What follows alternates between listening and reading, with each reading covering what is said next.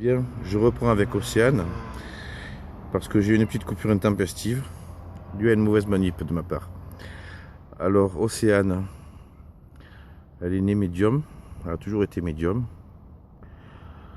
Et en fait, voilà quoi, elle avait des guides et ces guides l'ont conduit à alors les signes.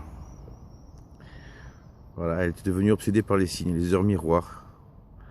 Donc automatiquement, si vous cherchez à avoir des heures miroirs, à avoir des sortes de signes en permanence, votre cerveau va se caler, parce que on sent le temps passer, donc on va se caler pour regarder l'heure à peu près dans les bons moments.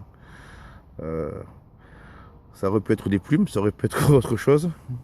Enfin, dans son cas, c'était les heures miroirs. Euh, Elle a été attaquée plusieurs fois aussi, physiquement aussi. C'est pareil, son guide lui expliquait comment faire, ceci, cela. Ça devenait le grand rituel de prière. Tous les soirs, on allait se coucher pour être tranquille, pour avoir un peu de paix. C'était particulier, très difficile, très dur à vivre. Enfin, comme tous les cas que j'ai cités d'ailleurs. Donc, comme je vous disais pour Mel, quand vous chassez le bas astral d'un côté, il revient de l'autre. Il cherche à revenir de l'autre côté. Donc, elle a fait de la TCI aussi. Elle a eu des ennuis. Elle a vu un médium qui lui a dit,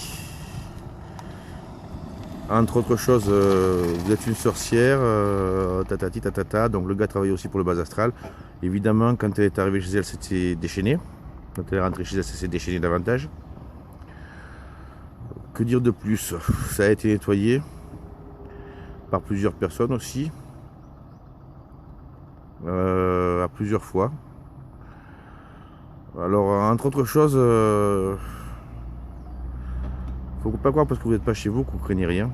Bonjour, je dis bonjour à un voisin. Ces trucs-là ont votre adresse, donc c'est des traces qu'ils vous suivent où ils veulent, quoi. Je veux dire, c'est comme si vous avez un portable avec vous, en fait, c'est tout à fait ça. Donc, quand on chasse le bas astral d'un côté, il finit par vouloir vous revenir d'une autre manière. Donc, il y a malheureusement des médiums qui sont victimes. Et il y a des médiums qui sont volontairement pris, on va dire. Alors, il y en a vraiment qui aiment ça. Ils aiment les entités, ils aiment... c'est des pro-entités. C'est normal, ils les servent. Ils vont défendre leur maître. Hein. Donc, il y a vraiment des gens qui puent dans ce milieu. C'est dommage. Donc, la manipulation à ce niveau-là, vous allez rencontrer du monde qui va vous aider. Toujours le principe de redevabilité, bien sûr, de séduction. Donc vous allez rencontrer du monde qui va vous aider, et qui va quelque part vous faire découvrir certaines choses qui vont encore vous attirer des ennuis. Et puis c'est un cercle vicieux tant que vous n'avez pas pris conscience que vous êtes manipulé par du bas astral et que les gens qui sont autour de vous sont des adorateurs du bas astral, vous serez emmerdé. Et puis ça peut aller très loin. Déjà qu'on peut vous filer des prières. J'ai connu un autre médium encore, je vais vous citer un autre cas. Alors c'était, on va l'appeler... on va l'appeler Mélissa, voilà. Alors Mélissa, pareil, c'était une amie et souvent elle avait des soucis. Et j'ai cherché voulu savoir pourquoi, comment ça se faisait qu'elle avait tout le temps des soucis. Et en fin de compte, elle fréquentait un tas de murs sur Facebook. Alors c'est pareil, t'as ceci, t'as cela, on échange les rituels, on échange les techniques, les prières, les ceci, les cela. Ce qu'il faut savoir, c'est que dans une prière qui a été faite, qui apparemment paraît banale, selon qui a fait la prière, l'intention qu'il a mis dedans, vous pouvez très bien, vous faites raisonner l'intention qui a été mise dedans.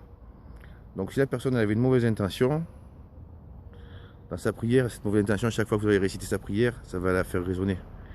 Donc quand on vous donne des prières, une précaution, prenez-la, changez quelque chose dedans, appropriez-la vous, mais que ce ne soit plus pas la prière de madame un tel ou de monsieur un tel ou à Saint-Cy ou à cela. Même les prières très connues peuvent être polluées. Dans le sens où, par exemple, les prières de l'abbé Julio, certaines prières de l'abbé Julio ne sont pas très catholiques entre nous. Elles sont même un petit peu sulfureuses. Bon, après, je prie pas de cette manière-là, donc c'est pas trop un souci pour moi. Voilà, ben, je vous dis une seule chose, que le grand esprit veille sur vous et vous guide. À bientôt.